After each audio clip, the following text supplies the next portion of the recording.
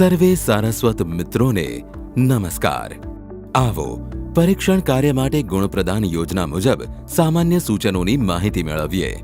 મૂલ્યાંકન શરૂ કરતા પહેલા સંયોજક, સમીક્ષક અને પરીક્ષકોએ પ્રશ્નપત્ર અને ગુણપ્રદાન યોજના એટલે કે નમૂનાની આન્સર કીનો સંપૂર્ણ અભ્યાસ કરી ચર્ચા કરવી।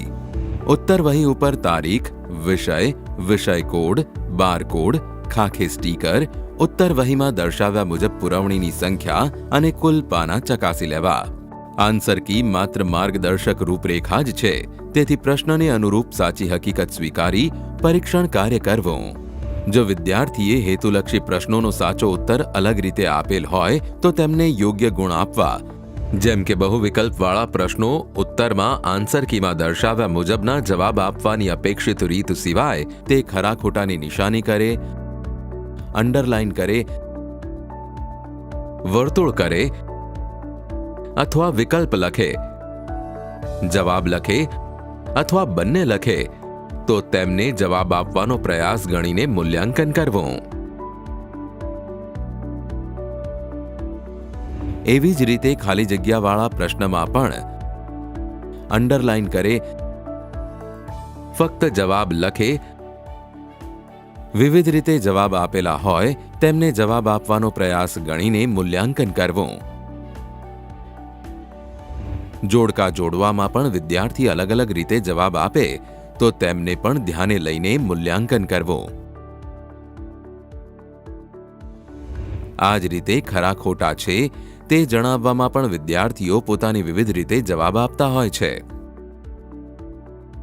ખોટા ઉત્તર માટે ખોટાની નિશાની કરી શૂન્ય ગુણ મૂકવા અને પ્રત્યેક સાચા ઉત્તર માટે ખરાની નિશાની કરી સ્પષ્ટ અને સુવાચ્ય અંગ્રેજી અંકમાં ડાબી બાજુના ઊભા હાંસિયામાં ખૂણાની નિશાની કરીને ગુણાંકન કરવું, જેમ કે લખેલ અંક મૂળ અંકથી બીજા અંક જેવો દેખાય છે, જેમ કે 2 શૂન્ય જેવો દેખાય છે, 7 9 જેવો દેખાય છે, 7 4 જેવો દેખાય છે।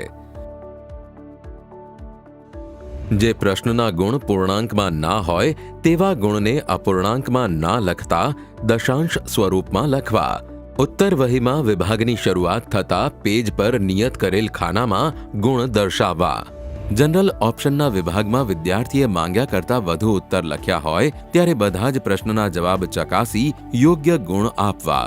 ત્યારબાદ મહત્તમ ગુણ ગણતરીમાં લેવા અને ન્યૂનતમ ગુણ જે ગણતરીમાં લેવાના નથી તેના પર વર્તુળ કરવું। સરવાળો કરતી વખતે ભૂલ ન થાય તેની ખાસ કાળજી લેવી। જુઓ, અહીં 5 ગુણ ગણતરીમાં લેવાના રહી ગયા। જે તે વિભાગના પ્રશ્નો પૈકી કોઈ પ્રશ્નનો ઉત્તર આપેલ ના હોય તો તે પ્રશ્નના ગુણના ખાનામાં NA નોટ અટેમ્પ્ટ લખવું। તેવી જ રીતે કોઈ વિભાગનો એક પણ ઉત્તર આપેલ ન હોય તો મુખ્ય જવાબ વહીના મુખપૃષ્ઠ પર NA એટલે કે નોટ અટેમ્પ્ટ લખવું। વિભાગનો ક્રમ ના જળવાયો હોય કે પ્રશ્નોનો ક્રમ ના જળવાયો હોય તો પણ મૂલ્યાંકન કરી જે તે વિભાગમાં ગુણ ગણતરીમાં લેવા। જો ગુણ આપ્યા બાદ સુધારો વધારો કે છેકછાક થાય તો તેની સામે ટૂંકી સહી કરવી। જે તે વિભાગના કુલ ગુણને મુખ્ય જવાબ વહીના મુખપૃષ્ઠ પર વિભાગના ક્રમ મુજબ દશક, એકમ અને દશાંશના ક્રમમાં કુલ ગુણ દર્શાવવા।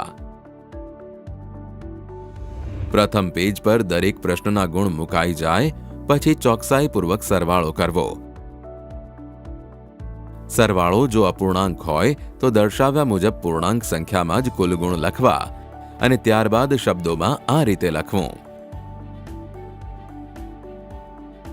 સમીક્ષક અને કોઓર્ડિનેટરે ખાસ ધ્યાનમાં લેવાની બાબતો જોઈએ તો સમીક્ષક કોઓર્ડિનેટરે પરીક્ષકોએ તપાસેલ ઉત્તર વહીની સમીક્ષા કરવાની હોય સમગ્ર ઉત્તર વહી નવેસરથી ચકાસતા હોઈએ તે રીતે ચકાસવી। આપને અપાયેલ જવાબદારી મુજબ જ જે તે કલરવાળી પેનનો ઉપયોગ કરવો, જેમ કે પરીક્ષકે લાલ શાહીવાળી પેન, સમીક્ષકે કાળી અને કોઓર્ડિનેટરે લીલી શાહીવાળી પેનનો ઉપયોગ કરવાનો હોય છે, જ્યારે વેરીફાયરે પેન્સિલનો ઉપયોગ કરવો। એટલે કે સમીક્ષક અને કોઓર્ડિનેટરે કાળજી રાખીને પરીક્ષકે આપેલ ગુણની સમીક્ષા કરવી। મૂલ્યાંકન કાર્યને ક્ષતિરહિત અને સુગમ બનાવવા મૂલ્યાંકન કાર્ય માટે આપેલ સૂચનો અને પદ્ધતિઓનો અમલ કરીએ।